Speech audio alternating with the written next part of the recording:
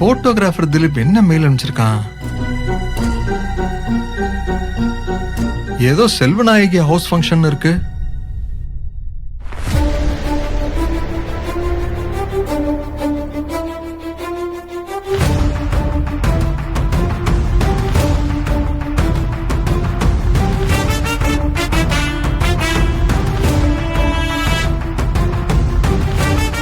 உள்ள போன சத்யா என்ன ஆனா?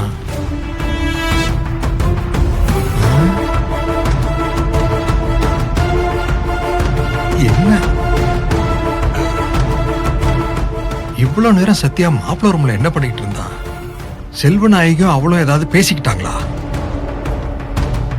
அப்போ சத்யாவுக்கு செல்வநாயகியை ஏற்கனவே தெரியுமா?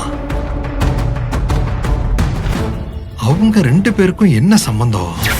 உங்ககிட்டயே ஒரு ஈவென்ட் மேனேஜ்மெண்ட் கம்பெனி இருக்குல்ல சார், அதுல வேலை கிடைச்சா ரொம்ப சந்தோஷமா இருக்கும் சார். சத்யா ஏன் பிடிவாதமா ஈவென்ட் கம்பெனில தான் வேலை வேணும்னு கேட்டா? செல்வநாயகி மேடம் வீட்டுக்கு நேத்து யாமினி மேடம் பிபிடி பிரசன்டேஷன் கொடுக்க போயிருந்தாங்க. ஆனா என்னைய கூட்டிட்டு போற மாதிரி நம்ப வச்சுட்டு கடைசி நேரத்துல என்னை அப்படியே கழட்டி விட்டுட்டு அவங்க மட்டும் அசோக் சக்தியோட போயிட்டாங்க சார். செல்வநாயகி ஃபங்க்ஷனை அட்டெண்ட் பண்றதுக்கு ஏன் அவ்வளவு இன்ட்ரெஸ்டடா இருந்தா? இதுல ஏதோ சம்திங் ராங்.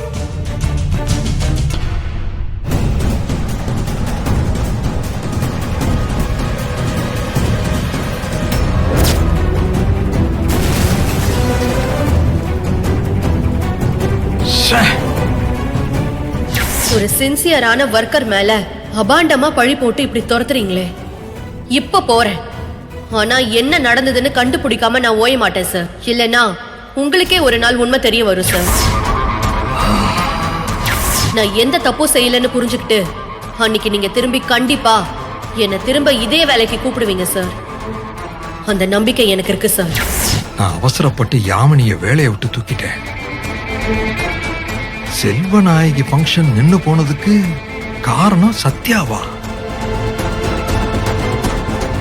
அப்போ ஏதோ பிளானோட தான் என்ன ஏமாத்தி ஈவென்ட் கம்பெனில சேர்ந்திருக்கா.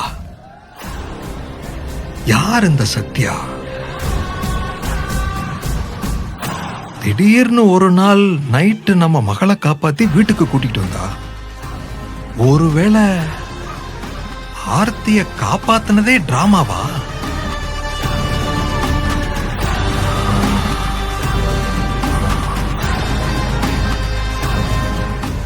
ஏதோ ஒரு காரணத்துக்காக நம்ம கிட்ட நல்ல பேர் வாங்கி இந்த கம்பெனில வேலைக்கு சேர்ந்திருக்கா.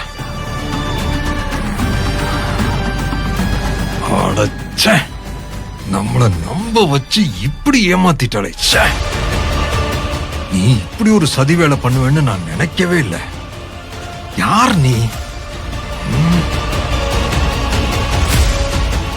Damn it. யார் நீ? என் கம்பெனியை அழிக்க வந்திருக்காளோ?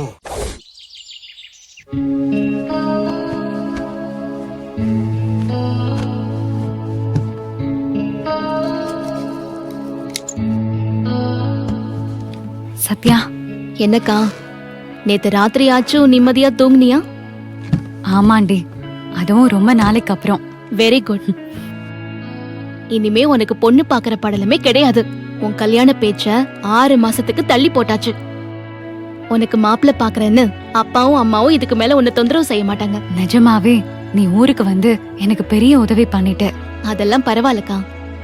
ஆனா அடிக்கடி அழுது சோகமா இருந்தா அப்பா அம்மாக்கு உன் மேல டவுட் வந்துரும்.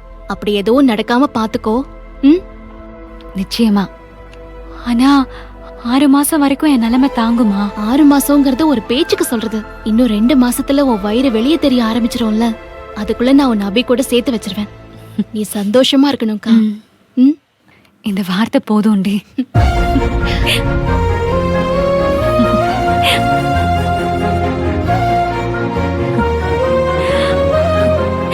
சரி, டைம் ஆச்சு, நான் போட்டுமா?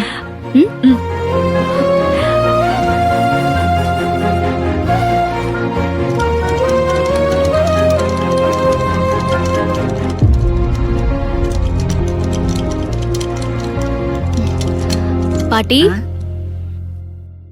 நான் சென்னை கிளம்புறேன் பாட்டி. அப்பா அம்மா சத்யா இந்த வரேம்மா. அம்மா அப்பா அம்மடி நான் ஊருக்கு கிளம்புறேன்.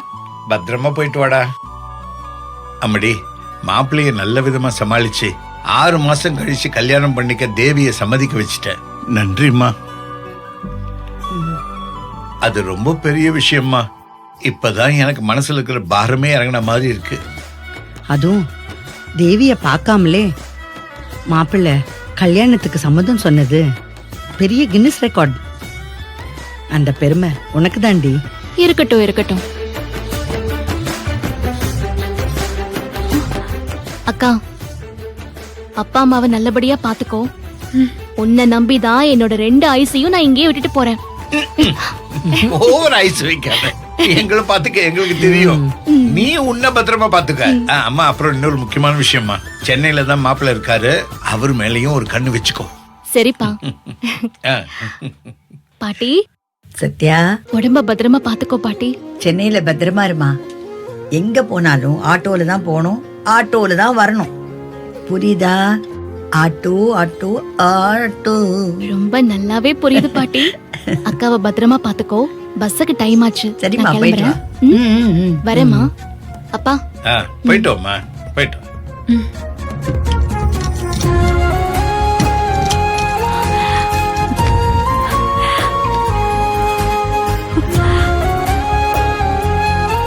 பத்திரம்க்கா, நான் வரேன்.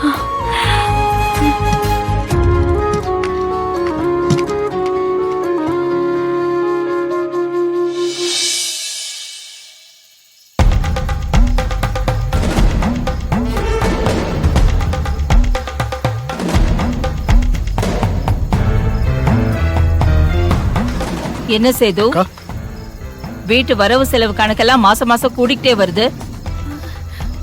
கெஸ்ட் யாரும் வரதே இல்ல, நம்ம மட்டும்தான். அப்புறம் செலவு மட்டும் எப்படி மாசம் மாசம் ஏறிக்கிட்டே இருக்கு? அண்ணி, விலைவாசி எல்லாம் ஏறிக்கிட்டே போகுதே, நாம என்ன பண்றது அண்ணி?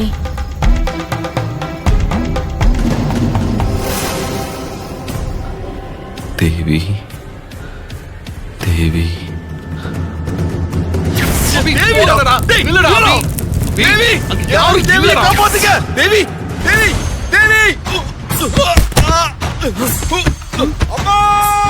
ஐயோ, அபி குரல்.